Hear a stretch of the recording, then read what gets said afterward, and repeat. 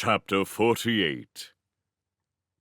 Mrs. Hirnick had said her goodbyes up beyond the customs house, and Kitty and Jacob walked alone together down to the quay.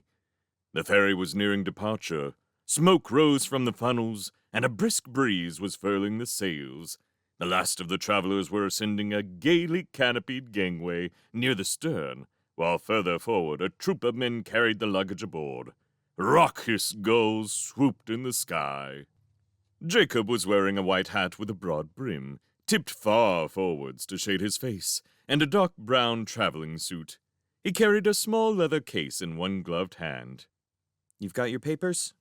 Kitty said. "For the 10th time, yes." He was still a little tearful after the parting from his mother, and this made him irascible. "It's not a long voyage," she said peaceably. "You'll be there tomorrow." "I know."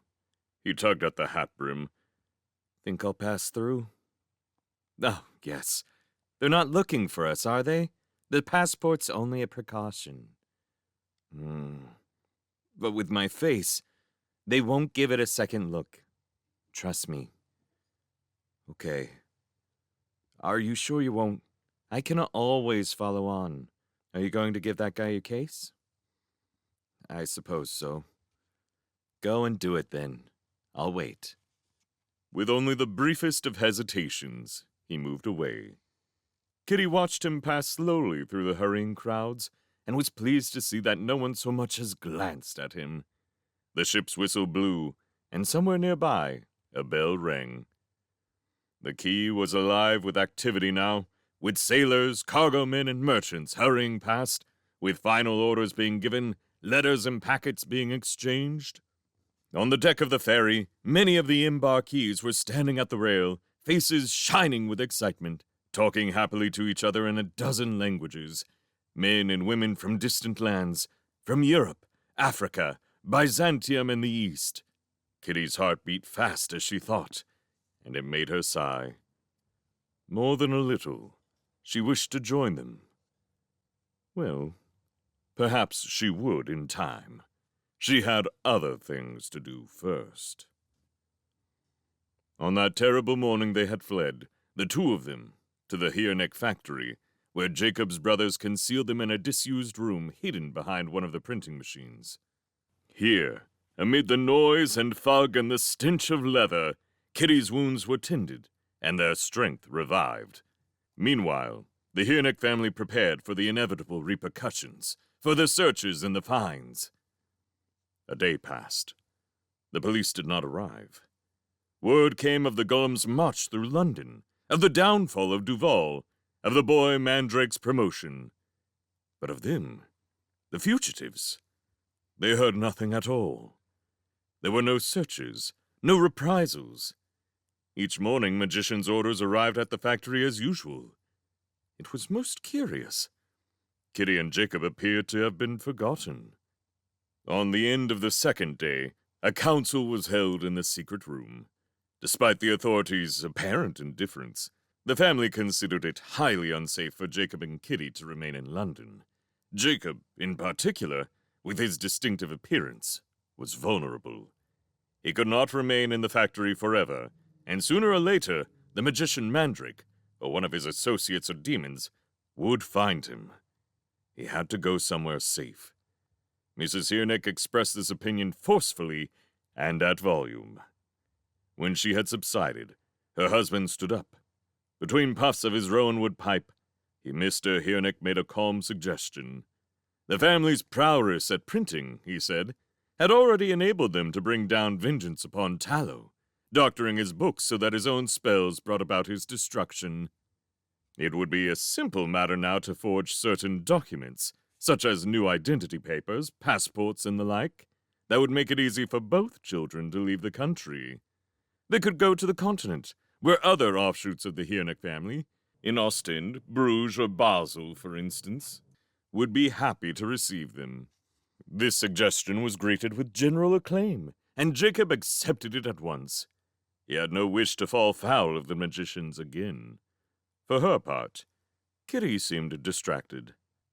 "That's very kind of you," she said.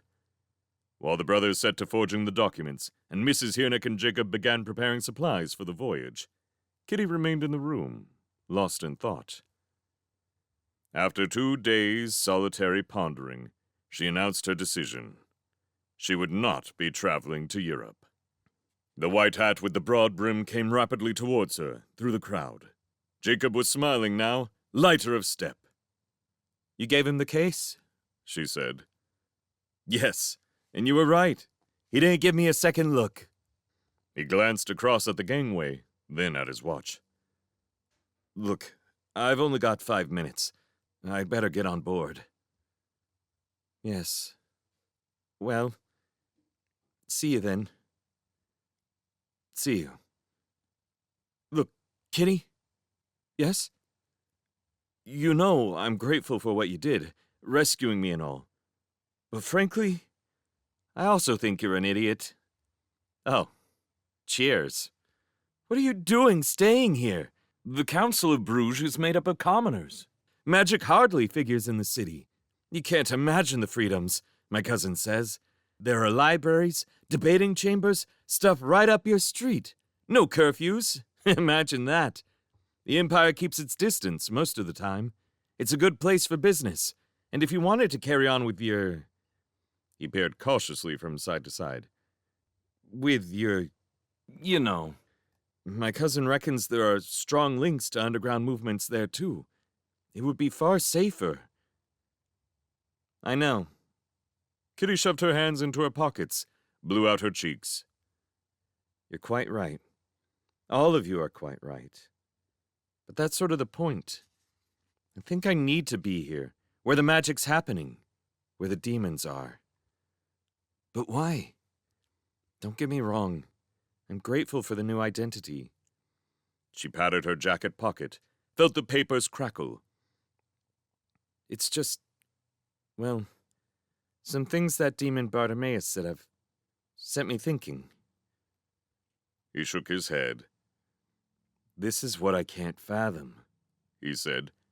You're going on the word of a demon, one that kidnapped me, threatened you. I know. It's just, he wasn't what I expected at all.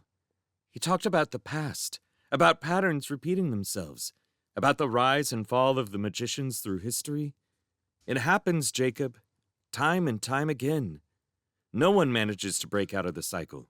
Not commoners, not demons, not magicians. We're all stuck fast, trapped in a wheel of hate and fear. Not me, he said firmly. I'm getting out. You think Bruges is safe? Get real. The Empire keeps its distance, most of the time. That's what you said. You're still part of it, like it or not. That's why I want to stay here, in London, where the information is. There are great libraries, Jacob, where the magicians store their historical records. Pennyfeather used to tell me about them.